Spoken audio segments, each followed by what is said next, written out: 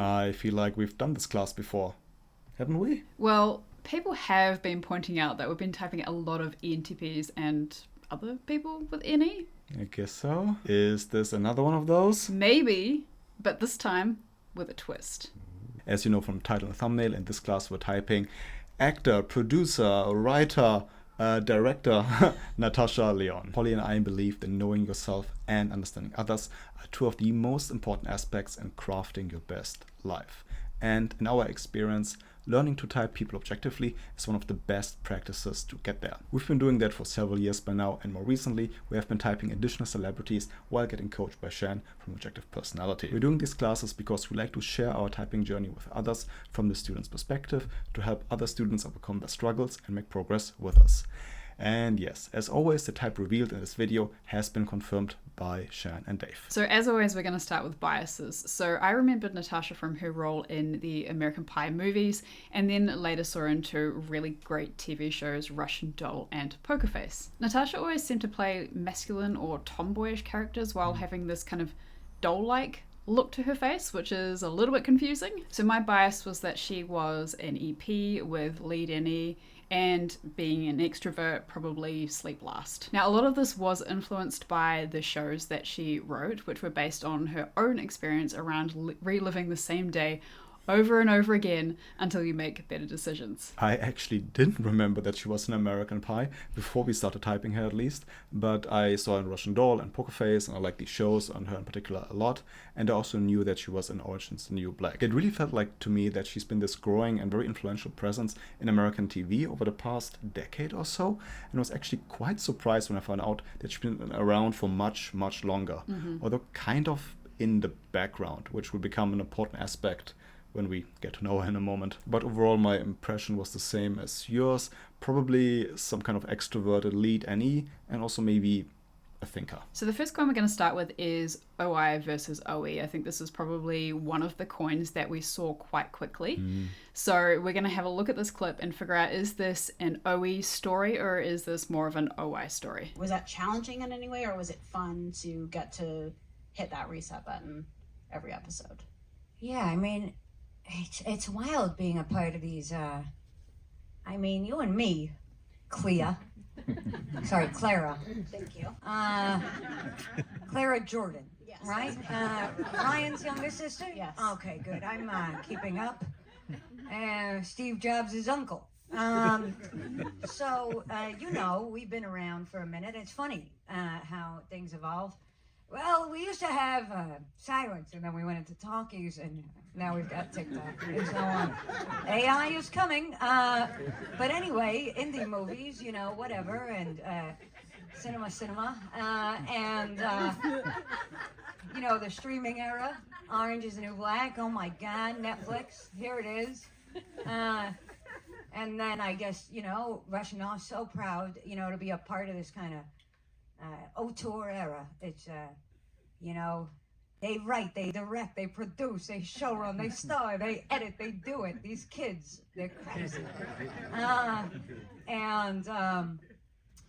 And I do think that that's it's a huge undertaking. You know what I mean? Like, and then now with Poker Face, what's so wild is it's almost like you know, I mean, really, it's like Judy Reed, who's the production designer on Poker Face. Like, her task is, I mean, it's Sisyphean. She has to, you know, each episode construct an entirely new world. So, yes, in the writer's room, it's like a wild task, and all of it is, but it really is like, it's a movie of the week, sort of in that style that, you know, I was crazy about Columbo. It's called like a movie of the week, and I guess they're an hour and a half, right? And that is also really, really fun, because like, what an interesting way, like literally, you know, Russian Doll, I mean, my God, like, it's a cliffhanger and you're right into the next. And it's, you know, as we write the season, the whole thing is about that kind of arc and how it's all gonna, you know, connect the dots and Easter eggs. And it's so fun to do a completely different game, which is, it's really not until you come into the show in the finale, and that Janixa Bravo directed, and that Ryan wrote, that there's really this kind of sense of sort of like, okay, maybe this is who Charlie is, which is a really different way of going about something, other than, you know, that it's not completely character based, and yet the whole show is a hangout character show. It's sort of just a quirk of it. Okay, please explain what we just saw. Okay, this might be a little bit challenging. So, I mean, in this clip, she's been asked whether creating something new each episode on Poker Face was challenging or fun. And she doesn't get straight to answering the question. She just keeps throwing out random stuff, random words. She kind of goes through cinema history with like silent movie, then talkies, then jumping to TikTok. And just a lot of jumping around, Easter eggs, connecting dots, just throwing out random words before finally getting to answer the question. So if Natasha was Xavier OI, creating something new for each episode would be a complete nightmare for her. However, she does actually frame it as something that is fun for her and for others, and she compares it to being like a movie of the week, like it's Columbo. Like Columbo, 90 minutes or whatever she said. Yeah. So Xavier Oe, she's not seeing creating new on a regular basis as something bad. In fact, she is framing it as something positive. I know I mentioned this before, but notice that in this clip, you're not really getting the what. Yeah. You're hearing her talk about other people and what other people are doing and connecting the dots, but there is practically no sensory given. Yeah, what you learn about Poker Face, it's kind of like Columbo, but what does it actually mean? And if you don't know what Columbo is, you're going to be sitting there going, what? Which, I don't know what Columbo is, so I was definitely Never going, seen Columbo? What? No. It's good. It's old, but good. Okay, there you go. So this clip is going to be a little bit more about the complete lack of sensory that you will see with Natasha. Tell us about your outfit. Oh, it's a whole opening ceremony situation. Yeah. I saw it walk down the runway. Everything looked like outer space. And I thought I'd love to be a part of outer space. So I thought I'd wear it here tonight to celebrate. Because this movie has so much to do with outer space. In fact, it has very little to do. It's almost the polar opposite. It's a very grounded, very real movie. So the question is, tell us about your outfit.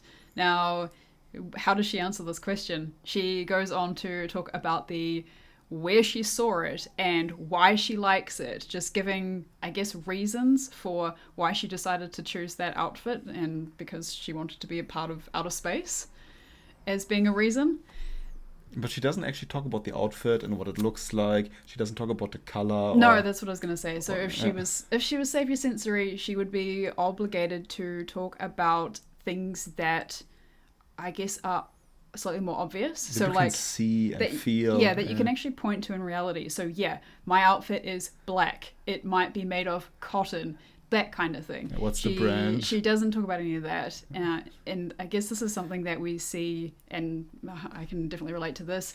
Being demon sensory, you don't want to talk about things that are obvious. If it's obvious, it doesn't matter. Like, there's no point in talking about it. So, yeah, this is not Xavier Sensory. This is, in fact, demon sensory. Okay, this next clip that we're going to see is a perfect example of demon SI. And something that I can definitely relate to. So let's have a look. And I think it's just really that the heat is disgusting, you know? What you mean, where? In the rest of the world? Yeah, just in general, like in the world. You don't like heat? I don't like heat. I don't like shorts. I don't like the filth and the muck that comes with it. Because I live in New York. Yeah. You don't like when in New York in the summer it gets very hot and you don't like people wearing shorts? I think it's disgusting. I understand the necessity, right. But it makes me very uncomfortable. You don't like what you're saying is you don't like bare limbs, like I do bare not legs. like having my limbs exposed. Okay. It makes me very tense. Right. I like to be. This is like a contained environment, you know? Yeah, and they've been checked for lice. And already everybody I know is sort of lice-free. I like if you live in New York, I feel like it's sort of unintentional street smarts that, you just come up with, like as you grow up in the city. So when I see somebody, let's say, and they're like a man, and they're in flip-flops, and they're on the subway, nothing makes me sicker. you know? Really? Yeah. You hate just looking at that guy's foot. Yeah, I mean, I think it's disgusting. I think in general, it's like a full-blown turnoff. Yeah. You know, a straight man in a flip-flop. I don't care what you... As far as I'm concerned, there's no excuse. There's no justification for it. Right. So It's what you're basically nauseating. saying is you would buy a summer home in Iceland because you know that it's so cold Yes. that This no is one's what going to I'm be... saying, yes. You'd go to that length not to see a man's bare foot in a flip-flop. Yes, that is exactly what I'm saying. That's... Wow, you really despise it. You despise bare flesh. Yes, I do. Check this out.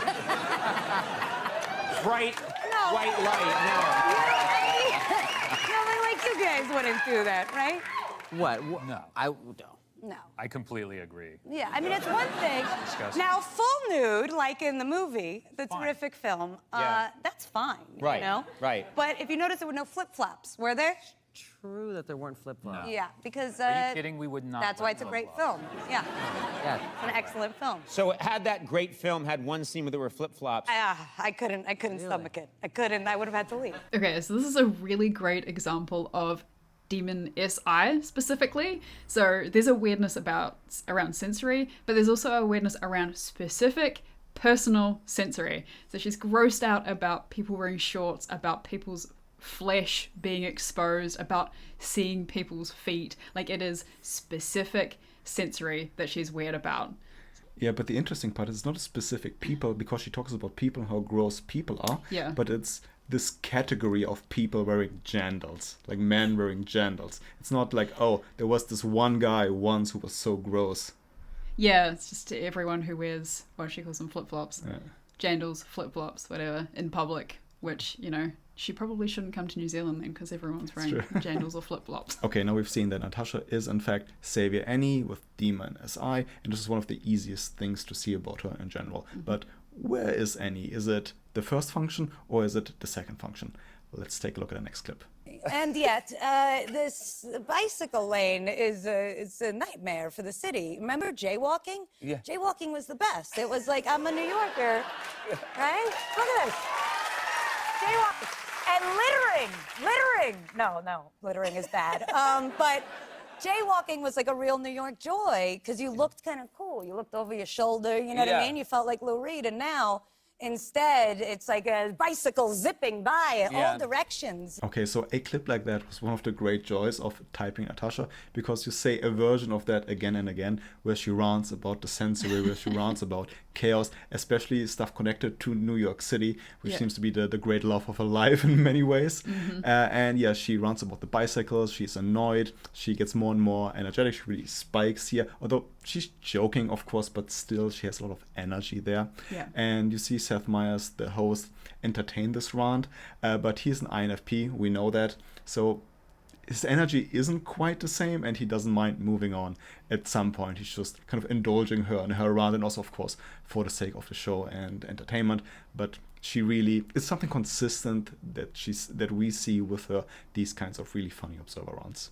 Yeah, and also, so why is she bothered by it? It's because it's specific sensory control that is controlling her, and she doesn't like it. She's losing her freedom. Freedom to jaywalk. Exactly. Yeah, and be like the cool New Yorker from the 70s. Yeah. But of course, we can never forget the cross-check. So if we think she's a single observer, then we would also need to see double deciding. So how she's dealing with people and relationships, how is she dealing with resolving different opinions and different perspectives. Let's take a look. Going back to your relationship with Clea, she actually said she was a little hard on you when you first worked together in But I'm a Cheerleader. And how has it kind of changed working, between then and now with her? Sorry, I'm sick. In the head. How did it change? I don't know. I guess mostly it just, when you're a teenager, let's say you think you know everything. So, and I think part of being an adult is, you kind of become more curious about, you sort of become more interested in the people that you respect. I mean, sure, you still hate a lot of people. That's just part of life. But, yeah, I feel like when we were teenagers, we were both kind of like, listen, I know what's going on around here. And now that we're grown-ups, we're a little bit more, it's almost like we're more curious and thoughtful. But man, I mean, we did not waste our teenage years. Like, we definitely really lived those up. There was so much chain smoking on that set. It's a miracle that we're standing. And there was significantly less on the set of The Intervention. Well, it's a relationship intervention, you know, that's happening in the movie. And if you could go back and request for a relationship intervention in your past relationships, which one would you pick? Oh, yeah, I mean, I've made so many bad choices in my life. It's almost a life defined almost entirely by bad choices. And yet, I'm totally fine now. So, just goes to show you can really have some bad relationships and be just fine. Remember that if you're heartbroken. You're going to be okay, you know? I mean, it could be really bad, and you're still going to be okay. You just got to get through it. So, yeah, there were definitely relationships I've needed intervention, and also definitely situations where, you know, when you start apologizing, like, I'm so sorry to be talking to you about my relationship again, it's probably a good time to get out. And also, if you're in a situation like Star 80, that's also a situation you want to exit from. These kinds of questions are great for typing. It's about like how do you deal with relationships, or like specific relationships question about like being a father or mother, stuff like that. So when you hear a question like that, really pay attention and see how they're answering it, especially what their energy is. So she gets asked a question about relationships. How do you deal, or how did your relationship with your co-star evolve over the decades? And at first she doesn't really seem interested in the question. Like it takes her a while to ramp up, and then she's really calm throughout. And it's really not a big deal to her, like how that evolved. Like she can see that as teenagers they were different and they were more opinionated. And now it's normal as adults that they're not, that they're much more open to each other. She also has this funny aside that, oh yeah, you hate people, but that's normal. But that's such a little thing in the entire thing that you might even completely miss it, right? There's no spike, not a lot of energy there. So yeah, that's obvious that you hate people. And like the siders were like, what did you just admit? That you hate people? Oh my God. But nothing. It's really calm. It's really nice. And then she just continues to give a few like very general lessons about heartbreak, for example. It's like, oh, that's normal that this happens to you. But remember, you'll be okay. Even if it's really, really painful, you'll be okay. And she just says that so calmly. And she's right, of course. But for the cider, this would be a much bigger deal. Even if they said exactly the same words, how they would say it and their energy would be different. Yeah, what I was going to add around hating people, you often see double deciders saying, I hate people, I hate people, I hate people. But they say it in a way that's not super serious. It's just like, yeah, I hate people. And then they move on. They're not like really stuck on it like deciders. And it's different when a decider says, I hate people, because, you know, they actually mean they really hate people. I mean, it might not be general people, it might just be specific people, but they actually do hate people. Yeah, and it keeps them up at night. It does. And like by the way, you're getting no sensory here whatsoever about the relationship with Claire Duval or about other relationships. She's just talking about relationships in general, and she seems resolved about everything, about like really painful times, about the good times. She's just okay, and it's not a big deal for her, and you see that in her energy. And one minor thing I'll point out, and we'll talk about this a little bit later, is that you're getting in, there's no consume stories in here. You're not getting a, this is my story, this is what happened, this is, I got to take you through my entire backstory of how I got to here. You're getting none of that. She's just going straight for the answer to the questions, even if you're not getting any sensory. Spoiler, but good point. Okay, so the next one we're going to look at is DE versus DI. So this is another, I think, relatively easy one to see when you're typing Natasha. So we'll take a look at this clip and figure out, is this safer DE or is it rather safer DI? Don't let that motherfucker haunt you. And so he was fucked up like that. And my mother was just nuts. But they weren't really like bad people. And anyway, now that they're dead, I feel safe to kind of really be out there, and I don't care anymore. You know, it's funny because you had all this success early on, and then you decided, because clearly they said to you at some point, all right, so what do you want to do now? I was reading some interview with you where you said, like, I don't want to be on Dawson's Creek. I don't want to be on the WB. That's not what I want. Yeah. Which I think, you know, 99% of people in that situation would have said, how do I get on that kind of reality? And that's not what you wanted. No, and I did not want those things. Like, and I remember my mother being like, why would you turn down Buffy? It's such a big show. And like, when are you going to get a boob job so you can work? And I was like, yeah, I'm just not putting that shit in my tits, Mom. Like, I am not. She was like, it would even you out because you got that ass. I was like, well, thanks. And Oh my God. yeah. And Oh my God. but like, I think that This is the talk I never had with my parents. yeah, this is the birds and the bees talk. No, that's what they told me. Okay, so in this clip, Natasha is talking about her parents and how they were a bit dysfunctional. She says that they were fucked up, but also they weren't bad people. So we're hearing a bit more double deciding in there. Single deciding would be going all in on my parents were bad people and everything's their fault, which is again not what she's doing. She is double deciding. But for her, the bottom line of this story was that once her parents died, she then felt like she was allowed. She felt safe. She felt safe. She felt allowed to do what she wanted to do. I mean, she talks about some slightly horrifying things that her parents said to her about getting a boob job. Horrible, horrible, horrible. But again, like, she kind of just takes that as, yeah, whatever, my parents said that, but now that they're gone, I feel like I'm allowed to do what I want. So that's the savior DE.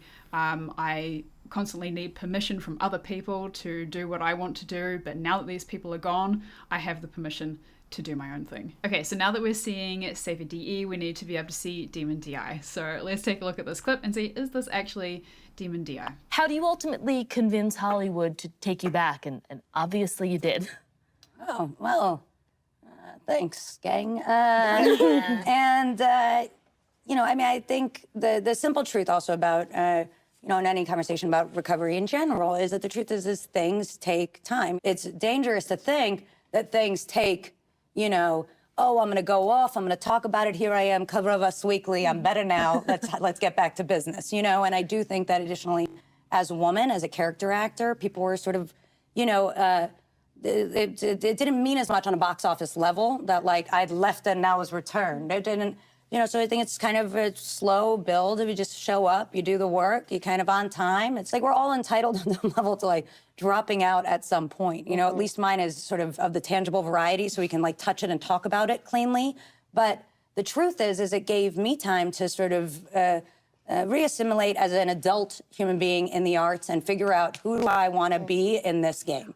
What do I want to say? What do I want to do? What do I care about? Yeah. Well said. So good. So that's fun. You know what I mean? So it's actually a very lucky thing because now I'm like, inspired to keep going. Sure. You know what I mean? Rather than feeling like they burnt me out. Now I'm like, now we're getting to make our thing. Okay, so we included this clip because we thought it would be a very positive example of what it looks like when a lead DE actually does their DI. So CBD. Sorry, Savior DE. Oh my god. Thank you. So as Felix alluded to in the start of this video, Natasha did disappear at some point. Now, if you watched a lot of the clips to get to know her, to type her, you'll know that she struggled with substance abuse and she did eventually leave Hollywood to go and kind of get herself right. And that's what she's talking about in this clip, and that she actually had to take the time out to figure out who she was, what she wanted to do, basically her identity.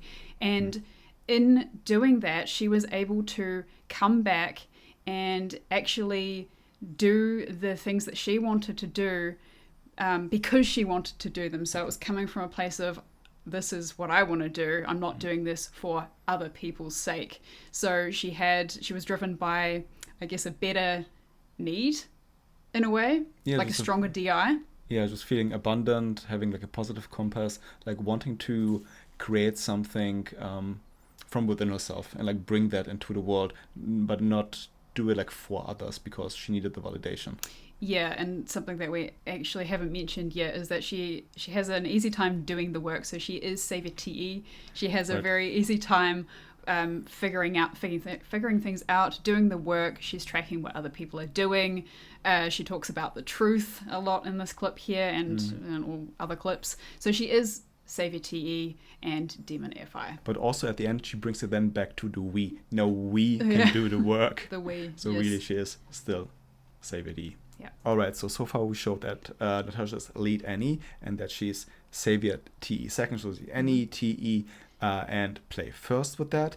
But then what is the next coin? What's the next animal? Is it Savior Consume or is it Savior Blast? And this was really the hardest coin for us that we were spinning for a long, long time. Yeah. But it was also the biggest learning lesson for us from this typing. So let's take a look at another clip. But there's a plan there. I think in general, I'm very like workhorsey like things to be that way. Okay. You mentioned work horse. You're a horse. We all see you as a horse. And you finally have the hair. Mm-hmm. Perfect. Thank you. Workaholism, is that a real ism? Maybe. You know what I mean? Like, it's Yeah. clearly like there's a hierarchy of levels of destruction. And it's like, is working all that much? Is it avoidant? Or is it like, I don't know. You know, that's why I'm saying, like, when you say something like sober, I'm like, is it? You know, like, of course, yeah, like, that's great. I don't shoot heroin, you know, obviously, that otherwise, how would I get all this done, I guess? But at the same time, like, where does it go? What is it? It is sort yeah, that, you know, this sort of like, you know, trouble spot of personhood is that the reason that at like, you know, 4 a.m, I'm still sort of like in the notes section being like, oh, that's an interesting idea. Now, let me get back to that tomorrow, or kind of. Probably from 8 years old. Yeah, I just think it's almost like that's my safe place. It's like, well, if I just go to a third location, you know what I mean? Which is not really. Not here. It's not here. Not where I am. And it's not there. It's in this third space, which is imagination lane, which is much more fun when it's not alone. And then there is no, you know what I mean? So in a weird way, it's like you're using, you know, inspiration and collaboration and ideas as, you know, a drug, for lack of a better term, because it's sort of an altered state, right? Like even the stakes of, you know, you're on set, you're not going to get the shot, you're running out of time, time is money. And you know what I mean? Like it's sort of like the focus that kind of comes in and you feel like Bob Fosse. And, you know, of course, Fosse's on, you know, a lot of, you know, speed to get him there and Black Beauties and what have you. And jump cuts, if you've seen the movie. You can sort of, you know, lock into this sort of like hyper-focused state that feels sort of third space. And I do think that I'm probably more hooked on that sound or something like that white noise sound of like hearing the click, to put it in Cat on a Hot Tin Roof terms, than I am like, I don't know that I'm so interested in, you know, ambition, ego, money, like all that stuff is sort of like perks, you know what I mean? That's what I wonder. Like, it's more about hearing the click, I think. Okay, again, this clip is an example of, okay, what the hell is she talking about? So we see consistently that Natasha isn't the greatest communicator. Like, she's not clear, she's not concise, she jumps around a lot, she jokes around a lot. So she isn't focused on getting the information out. But what's the question here that we're actually talking about? So she starts by calling herself a workhorse, and the host picks up on it and asks, so what is workaholism? Is it actually a problem? And then she goes on this rant describing how she feels about work and how driven she is to work, how she likes to live in the space of ideas and collaboration, and that she just goes. She talks about Bob Fosse and speed, and I don't even know what. But we were trying to understand, like, what is the core of Blast, especially Blast removed from being Infodom. And it seems to be this feeling that we also saw with Leonard Cohen in the last class, that they cannot sit still and just take in new information, that they have to move, they have to produce. There's this drive to be active, to have this outward push. And that's what she's talking about. That's what she's trying in her rambly, crazy way to express here. One thing that did trip us up is that when you listen to Natasha, she does talk about things that she's consumed. She'll constantly reference books and people and movies and things like that. But what you will start to notice is that she is constantly referencing the same books, the same movies, the same people. And so this is not save or consume. So she is consuming a limited amount of stuff, and she wants to keep going back to that same thing, that same kind of known information, or whatever it is. Same known information. Can't find the right words. Don't mind me. Neither can Natasha.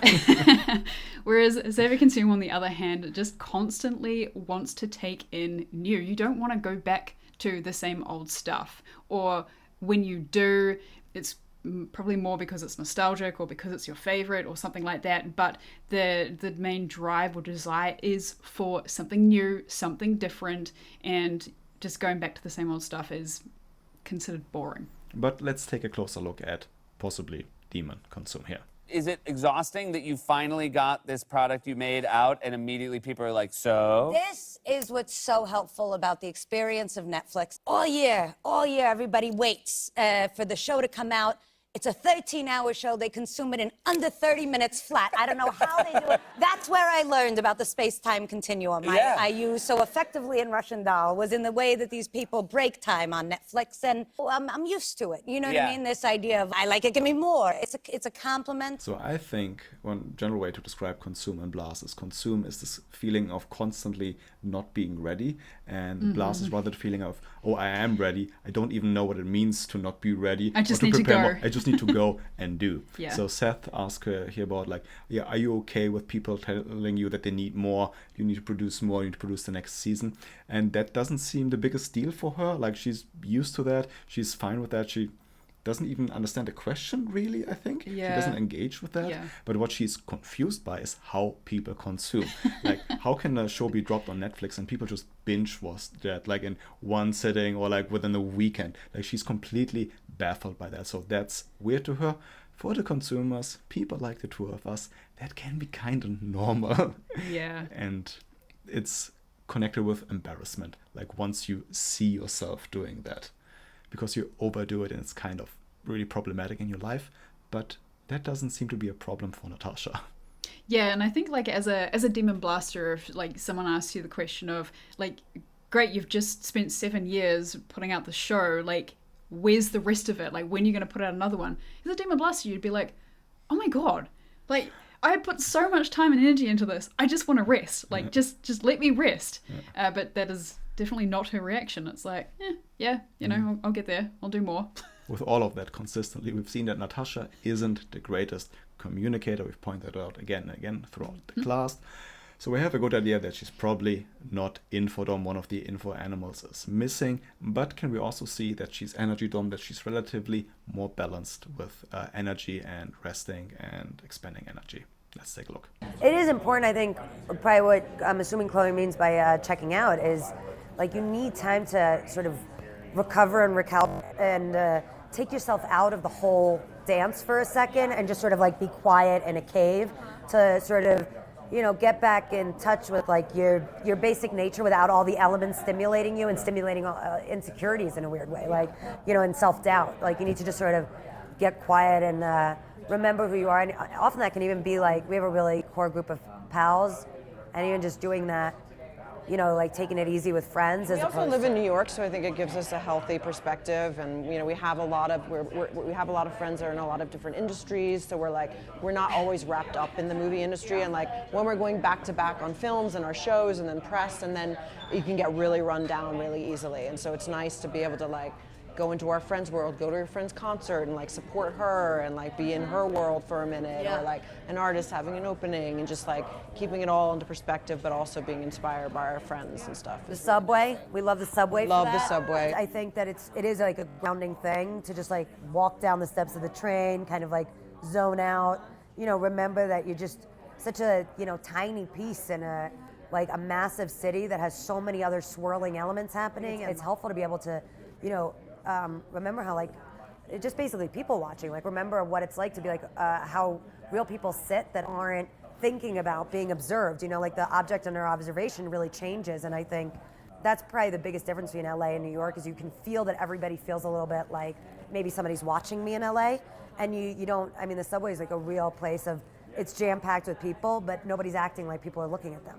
So it's like a very safe space, I think. I think it's a really, really great clip to see how an energy dome works, that she's aware of the sleep, she's aware for the need for sleep, and she really articulates it really, really well in the beginning of the clip, that you need to take a break from all you're doing, that you need to take a time out for yourself and remember who are you, what do you need. So really engage with your OI, especially with your DI. But then fairly quickly after she mentions that, she goes back to the play. But you can also do that with friends. You can do that on the subway. And she has this awareness that she constantly observes other people because she's play first, and then she projects doing that on other people as well, so that everyone is observing each other, which isn't exactly true because not all people are savior play. Yeah, so she would have sleep third. So being an energy dom, she is balanced with the energy.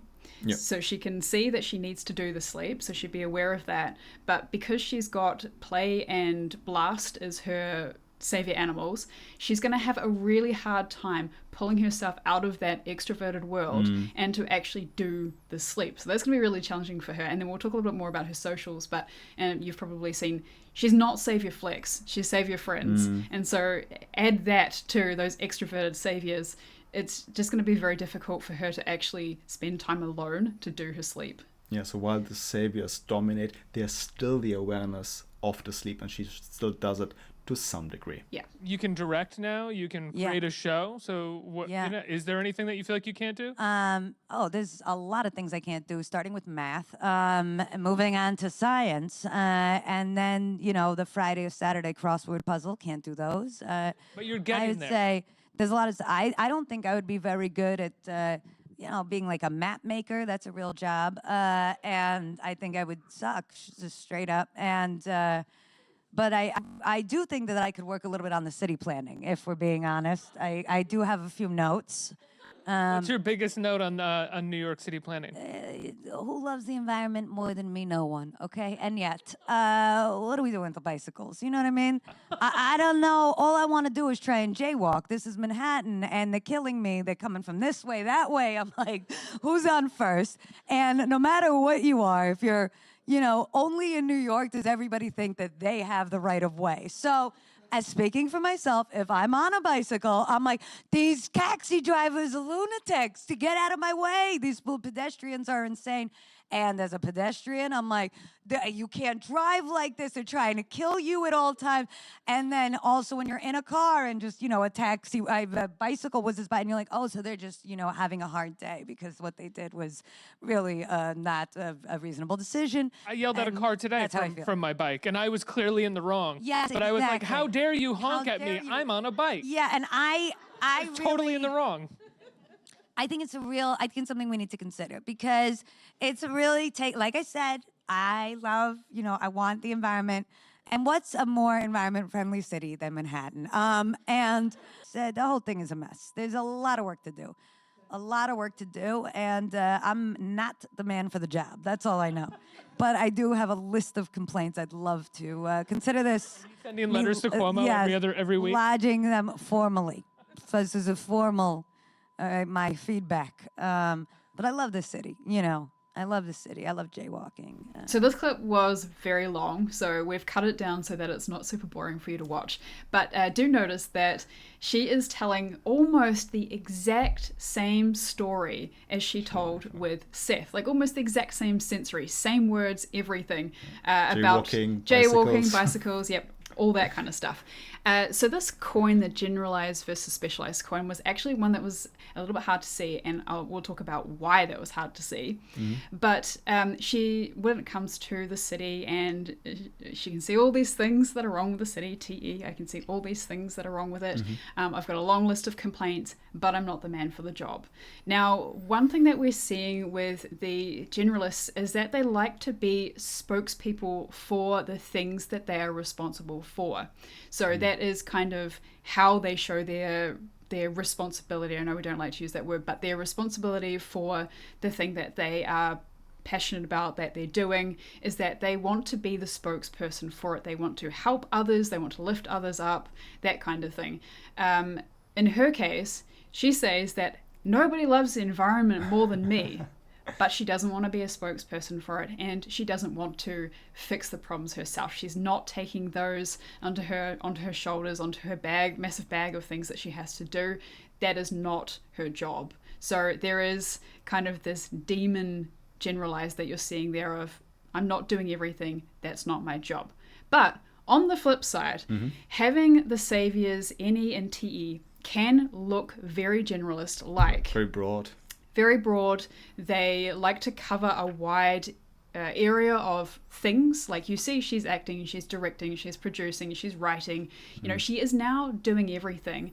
And she does have, and a hint to the next coin, she does have generalize and specialize in the middle. So she can access it. And I think that her savior functions, NE and TE, are definitely helping her access it. But ultimately, she is not savior generalize. The nature of life is ebb and flow, and can't buy the hype. You kind of just got to sort of stay. You never want to be like the best or the worst. It kind of, I think that's a big illusion of sort of Hollywood or life in general, is like that there's some prize at the top or some loser at the bottom. It's quite healthy, I think, to try to just stay somewhere, you know, a solid citizen in the middle. There's always going to be somebody better, smarter, whatever, you know, and there's probably people that are worse. So it's like sort of helpful to just do your best. And, you know, there's other ideas like that are like almost platitudes, but they are factual. Like, you know, don't take things personally. Nobody's thinking about you. Nobody cares about you. You know what I mean? Like, it's a business that naturally lends itself to so much solipsism, narcissism, and sort of self-obsession, because really you're running a mom and pop shop, so it seems very important to be diligent about that. But ultimately that is, you know, not true. Like, everybody's just thinking about themselves. Okay, so we've already hinted that Natasha is savior friend, so this clip here is kind of indicating demon flex. And so what she's talking about here is that she doesn't ascribe to kind of the common view in Hollywood that you need to be at the top, that you need to be the best. For her, she likes to be somewhere in the middle. She doesn't want to be the best, but she also doesn't want to be the worst. And she is quite happy to just be someone in the middle and who is not above or below others. Yeah, just does the work. All right, so Natasha's full type is FX, NETE, play, blast, sleep, consume, and she's a number 4. We're pretty sure that she is masculine intuition because we could see that she goes really all in on, goes hard on like all the connections she sees and all the analogies, and that the sensory is really flimsy and there isn't a clear timeline or organization to whatever she says. But we weren't really sure, and neither was Shan, on the sexual of the DE. We think maybe 51% that she's masculine DE because she describes herself as more outwardly aggressive, and she also describes the tribe sometimes as aggressive, especially when she talks about her father and her parents, and she has this conception of herself as kind of feminine and sensitive. Yeah. So yeah, probably a visual, but definitely feminine sensory. But if there's one lesson that you can take away from this class, is that savior blast doesn't necessarily equal good communication.